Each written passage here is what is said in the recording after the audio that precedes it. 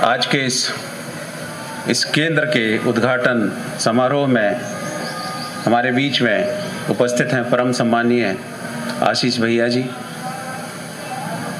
दिव्य प्रेम सेवा मिशन, कई दिन से उनका नाम सुन रहा था, पर दर्शन का सौभाग्य मुझे आज प्राप्त हुआ। इस मंच की शोभा बढ़ाने वाले श्री चतुर्वेदी जी, उप्रीति जी, गुरविंदर जी, महेश केतान जी, संतोष करलेती जी, उपस्थित सक्षम के सभी पदाधिकारी, ऑप्टोमेट्रिस्ट, सभी कार्यकर्ता बंधुओं,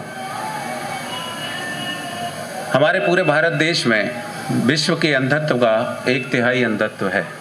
वो ऐसा अंधत्व है जिसको जागरूकता से या समय पर इलाज से ठीक किया जा सकता है।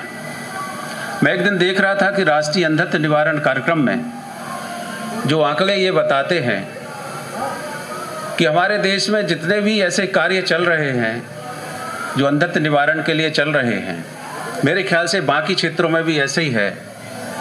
सरकार की तरफ से सिर्फ 30 से 40% ही काम होता है। 60 से 70% काम NGO या इसी तरह की सेवाभावी संस्थाओं के माध्यम से होता है। जैसे दिव्य प्रेम सेवा मिशन, जहां आध्यात्म का संगम अगर सेवा से हो जाए तो उस पीड़ित की सेवा आध्यात्म भाव से ईश्वर समझकर की जाती है। यही अंतर है सरकार की योजनाओं से जो सेवा हो रही है और जो प्राइवेट संस्थाओं या ट्रस्ट के संस्थाओं के माध्यम से सेवा हो रही है। क्योंकि वहाँ जो सेवा होती है वो उसको कार्य समझ के किया जाता है कि हमारा टारगेट है, इस टारगेट को हमको अचीव करना है, किसी तरह से भी अचीव करना है। पर जहाँ पीड़ित की सेवा ईश्वर समझ के की जाती है, ऐसा 70% करीब अंधत्व निवारण भारत में जो हो रहा है वो NGOs के माध्यम से हो रहा है, जहाँ की पीड़ित की सेवा ईश्वर समझ के की जाती है। प्रयाग का नेत्र कुंभ बहुत बड़ा नेत्र कुंभ था, जिसमें 400 के लगभग पूरे देश से नेत्र विशेषज्ञ आए थे, 600 के आसपास ऑप्टोमेट्रिस्ट आए थे, 2000 के लगभग वॉलंटियर्स आए थे, जिन्होंने लगातार 52 दिन तक वहाँ पर रहकर सेवा दी थी।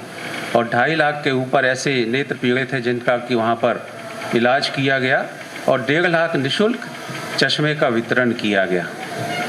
चूँकि अब ये कोविड का टाइम है, यहाँ पर इसको छोटा किया गया है और 7 केंद्रों में यह जो सुविधा है नेत्र परीक्षण की, औषधि वितरण की और चश्मा वितरण की, ये यहाँ पर की जा रही है।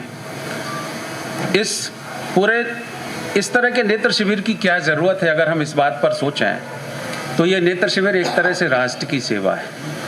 40 साल के बाद जब व्यक्ति को कम दिखना शुरू होता है तो जागरूकता के अभाव में ऐसा समझा जाता है कि व्यक्ति ये समझ लेता है कि अब रिटायरमेंट का समय आ गया है, पास का दिखना बंद हो गया है।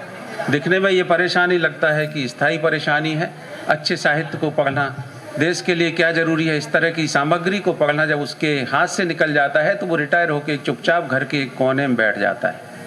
ऐसे समय में नेत्र कुंभ जैसे जो प्रयास हैं, जिसमें कि जब जैसे ही चश्मा मिलता है और एक नई ऊर्जा का संचार होता है, व्यक्ति फिर से पढ़ना शुरू करता है, फिर से वो एक एक्टिव लाइफ में आ जाता है। एक तरह से जब वो व्यक्ति एक्टिव लाइफ में आता है तो समाज एक्टिव लाइफ में आता है और फिर देश के लिए अत्यंत हितकारी होता है।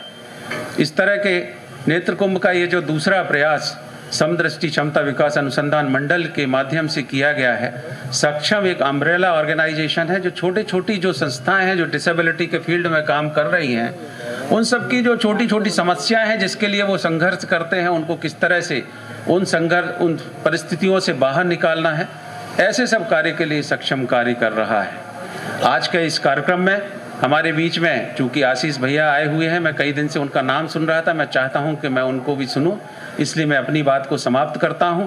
आप सबको प्रणाम करता हूं। वंदे मातरम।